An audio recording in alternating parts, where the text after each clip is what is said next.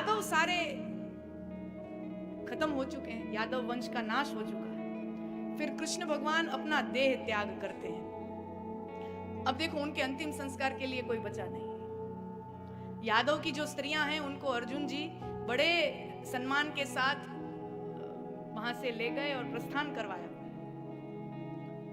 दाऊ जी भी चल बसे। तो प्रश्न ये उठता है कृष्ण भगवान के शरीर का हुआ क्या, उनके मृतदेह का हुआ क्या? न उनको अग्नि संस्कार मिला है, न उनको जल संस्कार मिला है, न भूमिदाह मिला, न जलदाह मिला, न अग्निदाह मिला। तो प्रभु के शरीर का हुआ क्या? हमारे मनीषी, हमारे महापुरुष कहते हैं, और ये बहुत सिंबॉलिक बात है, आप उसको लिटरल सेंस में मत लेना। सांकेतिक भाषा में, पूरा भागवत सांकेतिक और समाधि भाषा में लिखा गया शास्त्र है। उसमें भी मैं आऊंगी कि भागवत की क्या विशेषता है, क्या शैली है, और इसको दुनिया में भागवत अपने आप में कैसे विशिष्ट और अनूठा ग्रंथ है, और क्यों 5000 सालों से निरंतर ये कथा सुनना, गाना हमें अच्छा लगता है। उसके भी कुछ कारण है, उस पर हम बाद में आएंगे। लेकिन कहते हैं कृष्ण भगवान का जो शरीर है, उनका जो पार्थिव देह है, वो एक ग्रंथ में रूपांतरित हुआ, जिसको मैं और आप श्रीमद् भागवत पुराण के नाम से जानते हैं। श्रीमद् भागवत पुराण।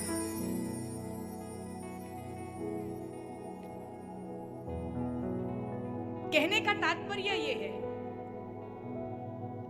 कि कृष्ण भगवान के जो विचार हैं, जो सांकेतिक, जो सिंबॉलिक जो बात कही गई है, वो ये है कि कृष्ण भगवान के जो विचार हैं, वो विचार एक एक शब्द में, एक एक श्लोक में, एक एक पन्ने पर आपको मिलेंगे।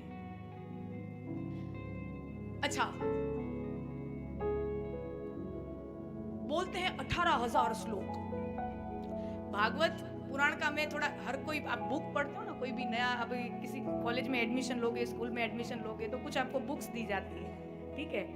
तो उसमें पहले पन्ने पर इंडेक्स लिखी होती है कि इसमें क्या क्या क्या आपको पढ़ना है। तो मैं थोड़ा आपको स्वरूप का दर्शन करा दूं।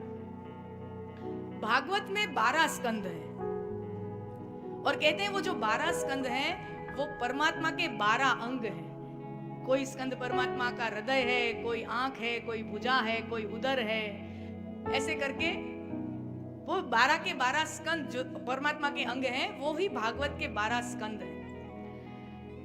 18,000 श्लोक। हम सबको गीता बहुत बड़ी लगती है ना, श्रीमद् भगवत गीता। भगवत गीता में सिर्फ 700 श्लोक है, सिर्फ 700। कोई एक न्यूज़पेपर का एक सिंगल पन्ना हो ना, उसमें पूरी की पूरी भगवत गीता आप लिख सकते हो। एक न्यूज़पेपर का सिंगल पेज, उसमें भगवत गीता पूरी आ जाती है। और ये भागवत 18,000 श्लोकों से बना दिव्य चरित्र। कोई लोग बोलते हैं इतना समय, इतना टाइम, 18,000 श्लोक, 7-7 दिन। कहने को तो क्या है, जैसे अपने महापुरुष कहते हैं, जो हमारे वेदों में है, श्रुतियों में है, उपनिषद में है, ब्रह्मसूत्र में है। अच्छा, कई श्लोक ऐसे हैं जिनका हमें आभास मिलता है कि देखो ये हमें ईशावास्य उपनिषद से मिला है, ये हमें ब्रह्मसूत्र से मिला है।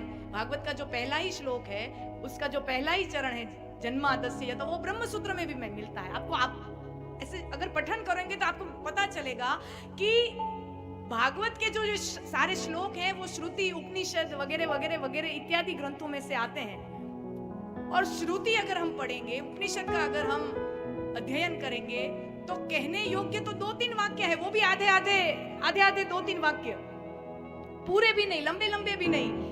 जो हमारे ऋषि मुनि कहना चाहते थे वो तो सिर्फ 2-2 शब्द में, 3-3 शब्द में कहा गया। अहम ब्रह्मस्मि तत्त्वमसि प्रज्ञानाम ब्रह्म, इतने 2-2, 3-3 शब्द में जो कहना है, जो समझना है, वो तो इतना ही है।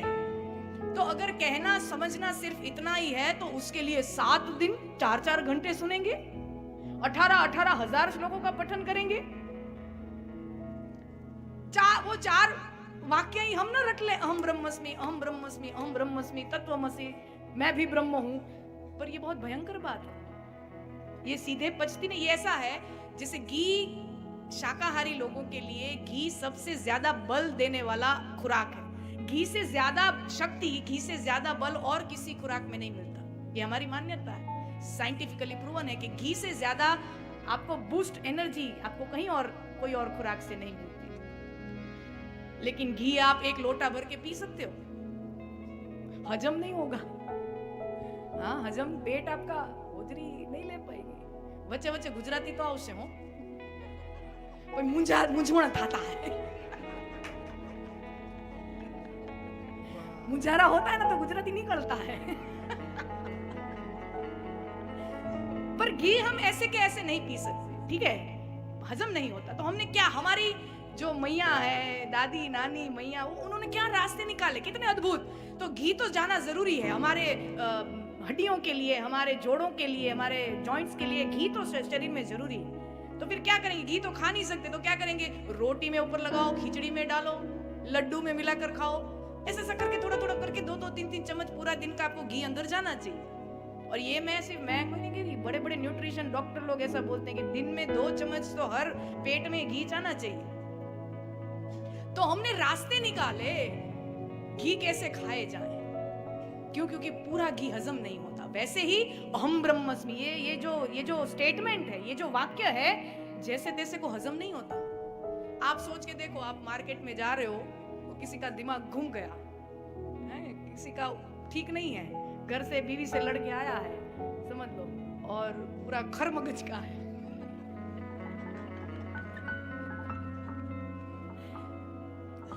तो रास्ते में जो मिला, और अमेरिका जैसे देशों में तो गन भी आप ले सकते हो बिना उसमें तो लाइसेंस, कोई भी जाके, जैसे हम दुकान में जाके पार्ले जी का पैकेट लेते हैं, वैसे अमेरिका में जाके कोई भी पैसे होने चाहिए, जाके कोई भी बंदूक ले सकता है। सोचो ऐसे देश में कोई ऐसा हो, अहम ब्रह्मस्मि, जेब में गन हो, अहम ब्रह्मस्मि, ये माँ के हजम नहीं हो।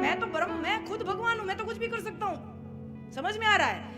ये जो स्टेटमेंट है, ये हर किसी को हजम नहीं हो सकता। हमारे प्रकृति में कुछ मनुष्य ऐसे हो जाते हैं हमारी सृष्टि में कि वो ये जो पूरा ज्ञान है वो पचा सकते हैं। ये हम जैसे, मेरे आपके जैसे सामान्य लोग इसे नहीं पचा सकते। तो हमने क्या किया, हमारे ऋषियों ने क्या किया कि ये जो छोटे छोटे वाक्य हैं, उनको ऐसे भागवत जैसे ग्रंथों के पन्ने पन्ने पर, श्लोक श्लोक के, शब्द शब्द में, जैसे हम घी रोटी पे लपेटते हैं, ऊपर लगाते हैं, वैसे ही अपने श्रुति और उपनिषद के जो रसास्वाद है, वो भागवत के पन्ने पन्ने पर घी की तरह लपेटा है, घी की तरह उसमें लगाया है, और हमें वो फिर पीना है, और हमें फिर वो उजाला है। इसीलिए उसका विस्तरण कि जन जन को एकदम सही समझ धर्म की मिले।